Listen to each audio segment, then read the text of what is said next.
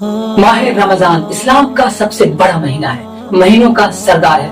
यही वो महीना है जिसका जिक्र कुरान मुकद्दस में साफ तौर से आया है। कुरान मुकद्दस के सूरह बकरा आयत नंबर 185 में अल्लाह ताला फरमाता है उस बिल्लाहि मिनश शैतानिर रजीम शहरु रमजान अल्लज़ी, रमजान वो महीना है उन्ज़िला फ़ीहिल कुरान जिसमें कुरान जैसी अजीम किताब को नाज़िल किया गया। तो पता चला कि रमजान बहुत अजीम महीना है और शाबान के आखिरी दिनों में हुजूर पाक सल्लल्लाहु अलैहि वसल्लम ने सहाबा किराम रज़ियल्लाहु तआला अन्हुम से फरमाया क़द अज़ल्लकुम शहरुन अज़ीमुन शहरुन मुबारकुन, कि तुम पर ग्रेट मंथ अजीम महीना साया फगल हो चुका है, बहुत ही बाबरकत महीना है। और इस महीने में एक रात आती है जो 1000 महीने से बेहतर होता है, जिसका जिक्र कुरान मुकद्दस की सूरह लैलतुल क़द्र में आया है। चुनांचे अल्लाह फरमाता है उज़ बिल्लाहि मिनश शैतानिर रजीम लैलतुल क़द्रि खैरुम मिन अल्फ़ि शहर, उस रात का नाम लैलतुल क़द्र है। ये जो रात होती है इसकी खुसूसियत ये है खैरुम मिन अल्फ़ि शहर, ये 1000 महीनों से बेहतर होता है। और इस रात में क्या होते हैं, आसमान से फरिश्ते आते हैं, यहाँ तक कि जिब्रील अमीन सबसे बड़े फरिश्ते आते हैं और इस रात में कायनात में होने वाले और इंसानों की तकदीर का फैसला होता है। ये वो रात है पूरे रात एक कार्रवाई होती रहती है हत्ता मतलइल फज्र, जब तक कि सूरज तुलू ना हो जाए। तो माह रमजान का एक बहुत बड़ा काम दिन में रोजा रखना है और दो काम और बहुत अहम है।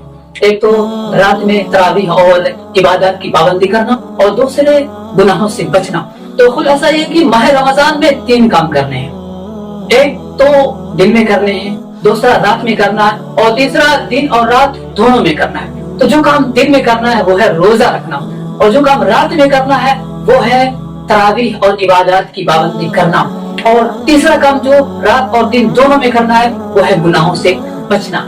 रोजे की फर्जियत 2 हिजरी में हुई। रोजा रखना हर अक़ल बालिग पर फर्ज है, जरूरी है, जैसे कि कुरान मुकद्दस के सूरह बकरा आयत नंबर 185 में अल्लाह तबारक व तआला ने इस बात की वज़ाहत कर दी है औज़ु बिल्लाहि मिनश शैतानिर रजीम या अय्युहल्लज़ीना आमनू, ऐ ईमान वालों, कुतिबा अलैकुम सियाम, तुम पर रोजे फर्ज कर दिए गए कमा कुतिबा अलल लज़ीना मिन क़ब्लिकुम, जैसा कि ये रोजे तुमसे पहले भी कौमों पर फर्ज थे। इसका मकसद क्या है, लअल्लकुम तत्तक़ून, वो लोगों ताकि तुम्हारे अंदर तक़वा आ जाए, खुदा का खौफ आ जाए, इंसानियत आ जाए, हमदर्दी आ जाए।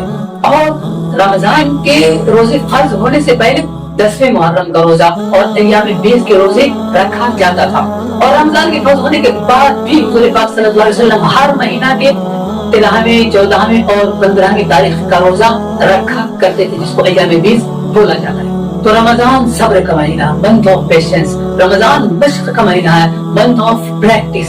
यानी आप गौर करें कि रमजान के महीने में हम अल्लाह तबारक व तआला के हुक्म से हलाल चीजों से भी रुक जाते हैं, खाना पीना हलाल है। तो एक प्रैक्टिस है, मश्क है इस बात की कि रमजान के अलावा महीनों में भी हम अल्लाह तबारक व तआला के उन हुक्मों को माने जो हराम है, जिसको अल्लाह तबारक व तआला ने हराम किया उससे भी हम रुक जाएं। तो ये प्रैक्टिस है, रमजान में हम इस चीज की प्रैक्टिस करते हैं। तो अब आखिर में तमाम मुसलमानों से हार्टली रिक्वेस्ट है कि अल्लाह तबारक व तआला ने सूरह बकरा आयत नंबर 183 से लेकर 187 तक रोजा और रोजादारों के बारे में तमाम गाइडलाइंस जारी कर दी है, उसको रमजान आने से पहले जरूर पढ़ लीजिए।